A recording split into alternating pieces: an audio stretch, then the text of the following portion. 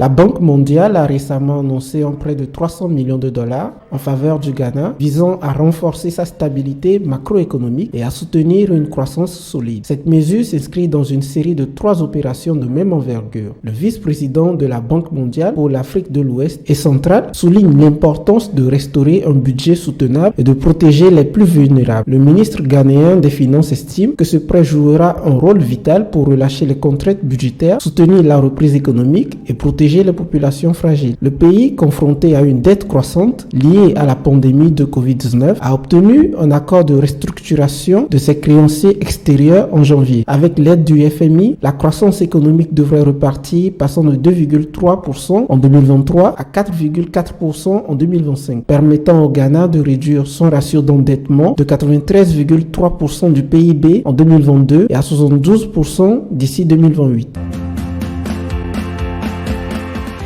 La Côte d'Ivoire a marqué son retour sur les marchés obligataires internationaux en levant un montant impressionnant de 2,6 milliards de dollars. Cette émission a suscité un engouement exceptionnel avec plus de 8 milliards de dollars de souscriptions, établissant ainsi un record en Afrique de l'Ouest. Les obligations d'une durée de 9 ans et 13 ans affichent des taux d'intérêt moyens de 6,61%, renforçant la position de la Côte d'Ivoire sur le marché de la finance durable avec le label Environnement, Social Gouvernance, ESG. Les fonds mobilisés seront principalement utilisés pour le rachat et le refinancement de rebonds existants ainsi que des prêts bancaires internationaux, offrant ainsi une bouffée d'oxygène financière à la région. La réussite de cette opération témoigne de la confiance des investisseurs envers les perspectives macroéconomiques positives de la Côte d'Ivoire, soutenue par une croissance robuste, durable et inclusive dans un contexte politique apaisé.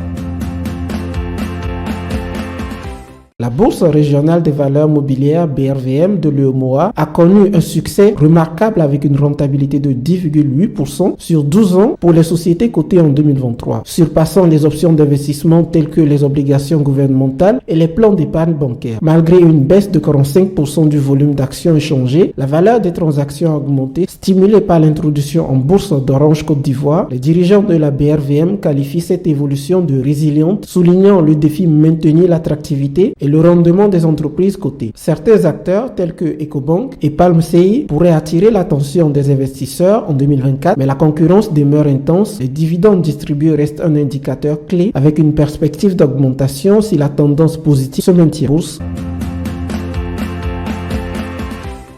Forbes dévoile son classement des milliardaires africains en 2024, mettant en avant une augmentation du nombre de membres avant. Femi Otedola du Nigeria fait son retour grâce à la valorisation de sa participation dans Gerupawa, portant le total de leur fortune à 82,4 milliards de dollars, en hausse de 900 millions par rapport à l'année précédente. Aliko Dangote maintient sa position en tête, suivi de Joan Rupert et de Nikki Oppenheimer. Malgré des variations, 13 milliardaires ont augmenté leur fortune, tandis que 7 l'ont vu diminuer. La répartition par pays montre une prédominance de l'Afrique du Sud, suivi de l'Égypte et du Nigeria. Le Mali ambitionne de mobiliser 2,4 milliards de dollars sur le marché des capitaux de l'UEMOA en 2024. Avec 29 émissions de titres publics présentées lors des rencontres du marché des titres publics, malgré des défis sécuritaires et une notation de risque modérée, le pays cherche à rembourser 646 milliards de francs CFA de dette avec une première sollicitation de 295 milliards de francs CFA prévue au premier trimestre. Les taux d'intérêt élevés à 8,6% restent un défi, mais le Mali compte sur l'amélioration des recettes fiscales et une gestion rigoureuse des dépenses pour renforcer sa position financière. Le fonds souverain du Ghana, le Minerals Income Investment Fund, MIF, investit 5 millions de dollars dans Atlantic Lithium, devenant ainsi actionnaire à hauteur de 3%. Ce partenariat stratégique donne à MIF un siège au conseil d'administration et 2 sièges au sein des sociétés locales d'Atlantic au Ghana. Avec un investissement total de 32,9 millions de dollars, le Ghana détient désormais 23,4% d'intérêt dans le projet de la première mine de lithium du pays, EOA. Le PDG du MIF exprime l'enthousiasme pour renforcer la position minière mondiale du Ghana. Selon une étude de faisabilité, le projet pourrait générer plus de 6 milliards de dollars de revenus en 12 ans, consolidant la position du pays dans le secteur.